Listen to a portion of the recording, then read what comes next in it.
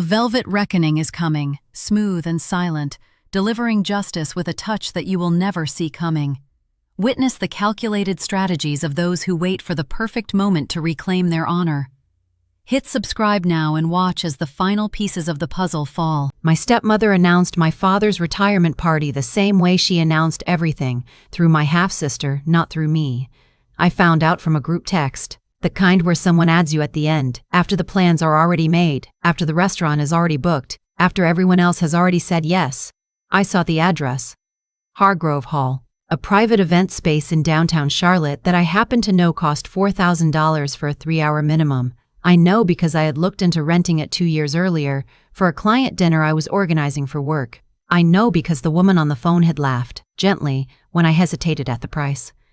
I stared at the text for a long time. My stepsister Bree had written, "Dad wants the whole family there. Hope you can make it, Sloane." With a little heart emoji at the end. The kind that means nothing. I almost didn't go, not because I was afraid of seeing them. I had stopped being afraid of my father's house somewhere around the time I turned 28, which is also around the time I stopped needing anything from it. I almost didn't go because I genuinely wasn't sure I'd been invited so much as notified. There is a difference. I had been learning the difference for most of my life, but I went. I wore a dress I had bought for myself 6 months earlier, after a deal closed that my name was actually on. Dark green, silk, understated. The kind of thing that doesn't announce itself but holds up in any room. I drove myself. I arrived 10 minutes early because I have never been able to shake that habit no matter how much I've tried. The venue was everything I expected. High ceilings, warm amber light, round tables with low floral centerpieces, the smell of money trying to look casual. My father was near the entrance, holding a glass of bourbon and laughing with a man I recognized from his old law firm. My stepmother was 3 feet to his left, wearing something expensive and blush-colored, her hand resting on the arm of a woman I didn't know. My father saw me and his face did something complicated. Not warm, not cold, exactly. More like recalibrating. "You came," he said. "You invited me," I said. He didn't correct me. We both knew that wasn't entirely true. Bree appeared from somewhere to my left and hugged me the way she always did, performatively, arms tight, body angled slightly away. A hug that photographs well. "Sloane, I'm so glad you're here." She was wearing a ring I hadn't seen before, large diamond yellow gold. I noted it and said nothing. I found a spot near the far end of the room where the bar was, and where I could watch the door without being in the center of anything. I ordered sparkling water. I watched my father work the room. I watched my stepmother laugh at things that weren't funny. I watched Bree orbit her father the way she always had, closely, completely, with the certainty of someone who has never once wondered whether she was wanted in a room. I used to watch her do that and feel something hollow in my chest. That night I just watched. The party was 3 hours of the same conversation in slightly different configurations. Everyone asked what my father was planning to do in retirement. He said travel, golf, finally read all the books on his shelf. Everyone laughed. No one asked about me. Not because they were rude. Most of them didn't know I existed beyond a vague sense that Richard had a daughter from his first marriage who had moved to New York and done something in business. They knew Bree. They knew her name, her job, her fiancé's name. They knew what she'd ordered at the steakhouse last Thursday because she posted it. They didn't know mine. At some point in the evening, a woman I'll call my father's oldest friend's wife, I had met her 4 or 5 times over the years and she always forgot, came up to me near the shrimp cocktail and asked if I was the caterer. I told her I was Richard's daughter. She blinked. "Oh, his other one," she said, and then drifted away without finishing the thought. I ate a shrimp and reminded myself why I had learned a long time ago to need nothing from these people. It wasn't always that way. I was 12 when my parents divorced, and for several years after that I lived half the time with my mother in Raleigh and half the time in Charlotte with my father. My father had married my stepmother 14 months after the divorce was finalized. Bree was her daughter from her first marriage. She was 9. We shared a bathroom and almost nothing else. I want to be careful here because I think the easiest version of this story is one where my father was a villain and everything was his fault, and I rose above it. That version is tidier. It's also not completely true. My father wasn't cruel. He wasn't deliberately unkind. He was absent, not physically. Physically, he was right there, in the house, at the dinner table, driving me to soccer practice on Saturdays. But there was a version of me that he never quite looked at directly, the ambitious one, the one who didn't want to stay in Charlotte and marry someone from his golf club and work at a firm he knew the partners of, the one who had ideas about what her own life should look like that had nothing to do with what he had planned. He didn't know how to love that version, so he mostly ignored it.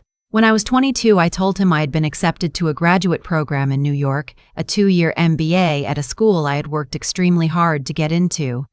He was sitting at the kitchen table reading something on his iPad. He said, "That's far," and turned the page. My stepmother said she'd heard New York was very expensive. Bree said nothing because Bree was not the kind of person who congratulated others for things she hadn't accomplished first. I moved to New York with $4,300 in savings and a loan I would spend the next decade paying down. I will not romanticize what followed. Graduate school was hard in the specific way that things are hard when you are doing them entirely alone. I didn't have a family safety net. When I got sick my first winter and couldn't afford the copay at the campus health center, I waited it out with Dayquil and protein bars. When a classmate totaled her car and her parents flew in from Houston the next day with a check for a new one, I noted it. I noted a lot of things. That is, I have come to understand one of the things that being on your own actually gives you. Not resilience, exactly, or not just that, but a particular quality of attention. You see things other people don't bother to see because they don't have to. After I graduated, I got a job at a small private equity firm in Midtown, not a brand name.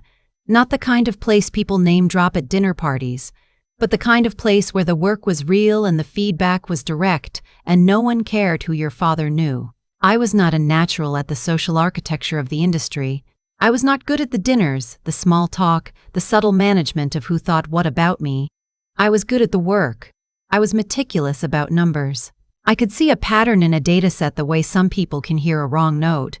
Not loudly, just clearly, just unmistakably.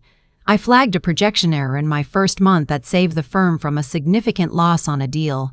My supervisor mentioned it once in passing and moved on. I filed that away too.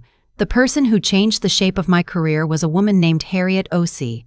She was a managing director at the firm, 61 years old, and she had a reputation that preceded her into every room in a way that made junior staff choose the stairs over sharing an elevator. I chose the elevator. The first time we rode up together, she didn't speak. Neither did I, but she looked at me the way people sometimes do when they're actually looking, not just performing looking, and on the 4th floor she said, "You're the one who caught the Whitmore error." I said yes.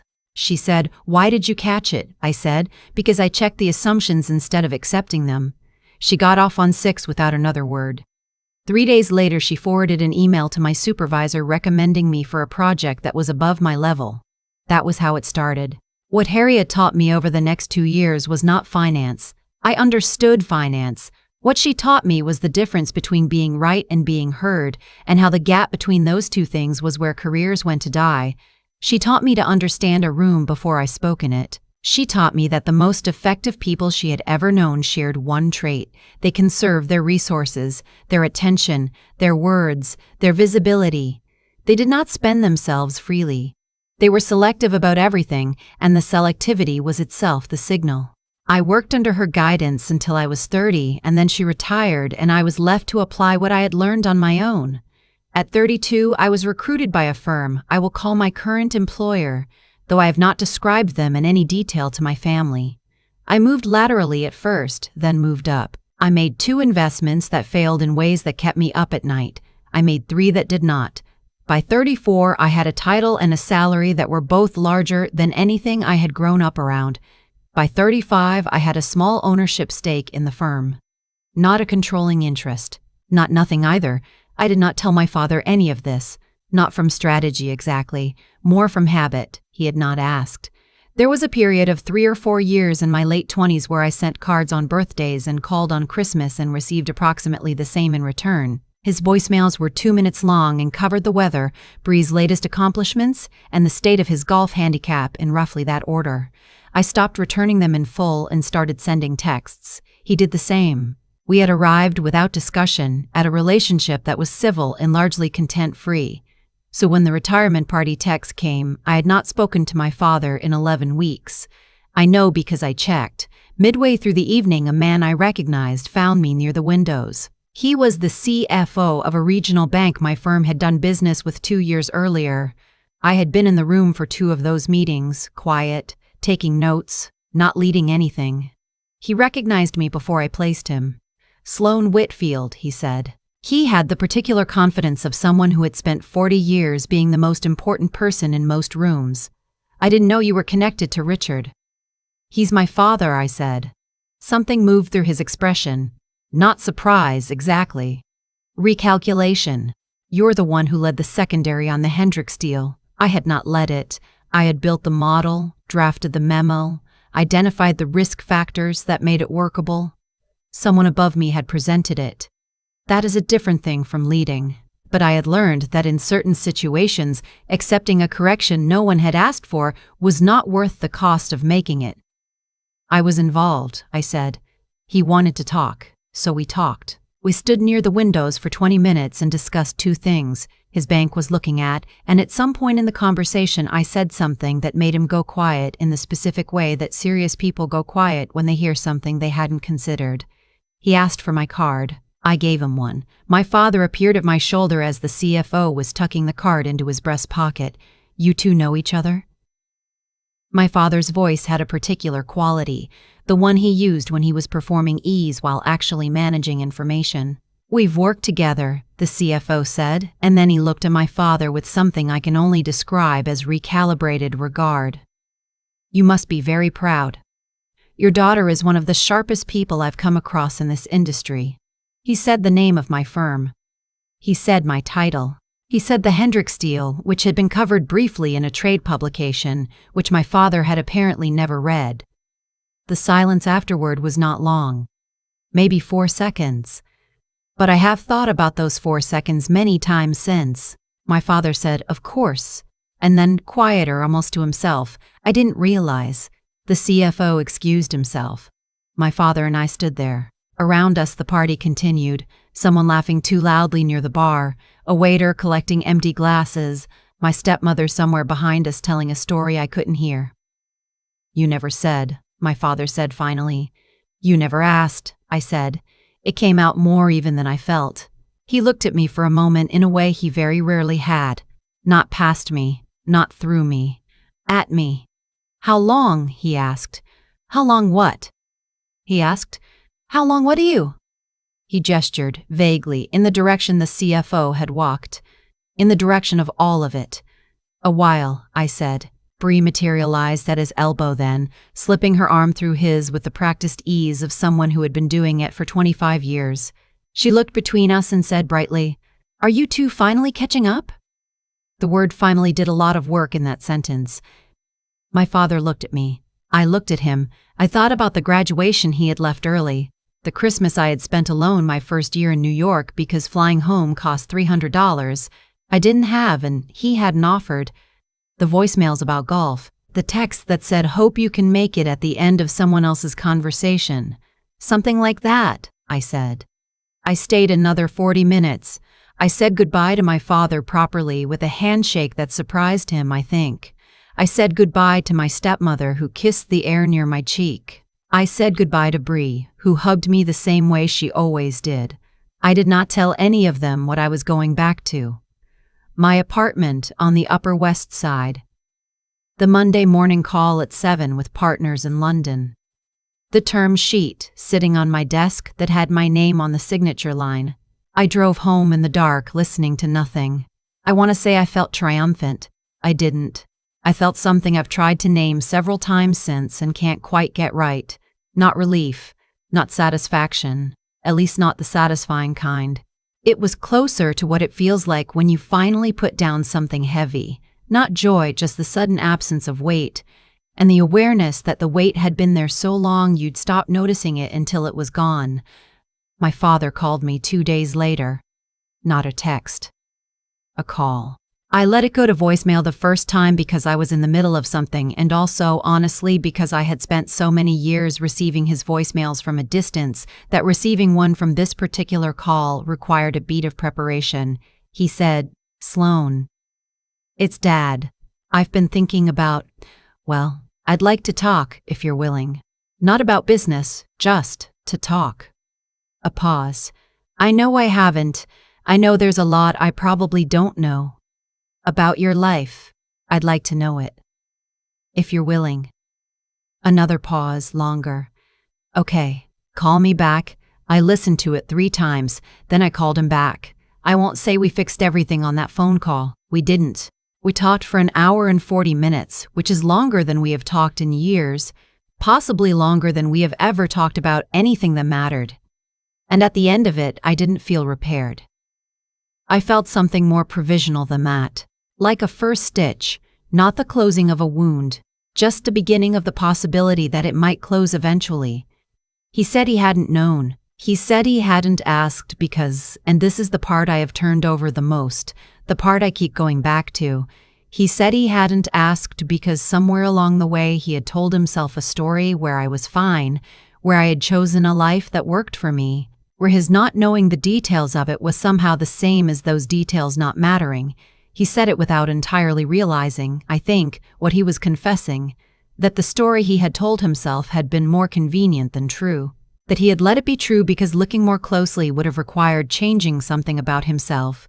I told him I had needed him to look more closely a long time ago. He said he knew. He said it quietly, which was the right way to say it. We didn't resolve it. Some things are not resolved in a phone call or a year of phone calls. But there was something in his voice in that last pause before we hung up that I had not heard from him before. Something that sounded, for the first time I could remember, like actual regret.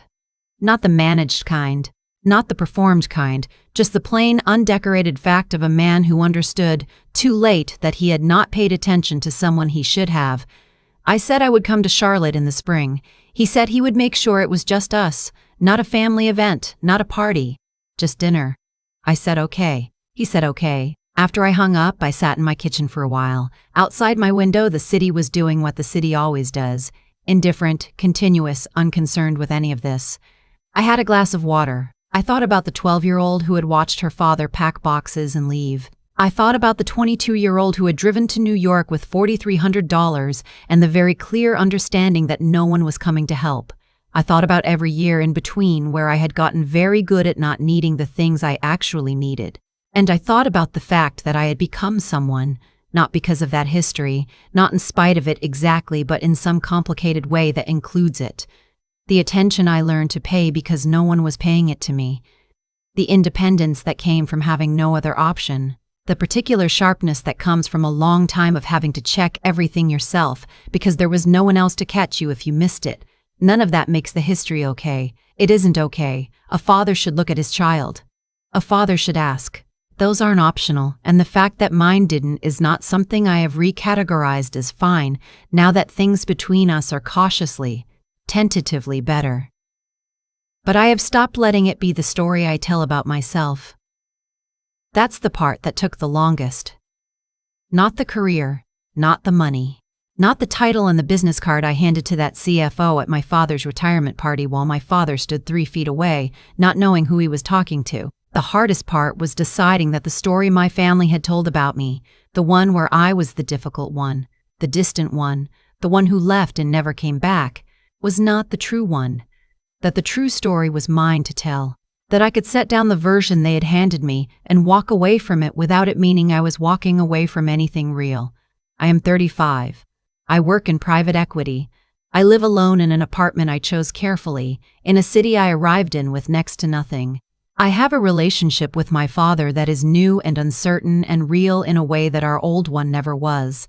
I have a half-sister I may never be close to, which is a grief I have learned to hold without being flattened by it. I have a spring dinner in Charlotte on my calendar. I don't know what that becomes. I'm not sure it matters as much as the fact that I showed up to my father's party in that green dress, gave that card to a man who mattered, and let my father see for the first time who I actually was. Not because I needed him to, because it was simply finally true. I've thought a lot about what it actually means when someone doesn't see you. Not the dramatic kind of not seeing, where they look through you on purpose, where there's cruelty in it. I mean the ordinary kind. The kind where a father goes years without asking a single real question about his daughter's life. Not because he wishes her harm, but because he has decided, without quite admitting it, that the answer wouldn't require him to change anything. That kind of not seeing is quieter, and in some ways it does more lasting damage, because it doesn't give you anything to push against. It just leaves you standing in a room full of people who know your name, but not a single thing that's true about you. That was my father at his own retirement party. He didn't introduce me to anyone. He didn't know enough about my life to introduce me, and when a man who mattered in my industry walked up and named what I had built, my father went silent in a way I had never heard from him before. Not the silence of someone caught in a lie. The silence of someone who had just realized they had been telling themselves one for years. What I've come to understand, and this took me a long time. Longer than the career took, longer than building any of the things I built, is that the shape of who you become is not separate from what you were denied. I don't mean that suffering is a gift. I am not going to romanticize the years I spent sick in a New York apartment with no one to call, or the Christmas I spent alone because flying home cost money I didn't have. Those things were hard in a plain, unglamorous way, and I would not choose them, but the attention I learned to pay because no one was paying it to me, that was real.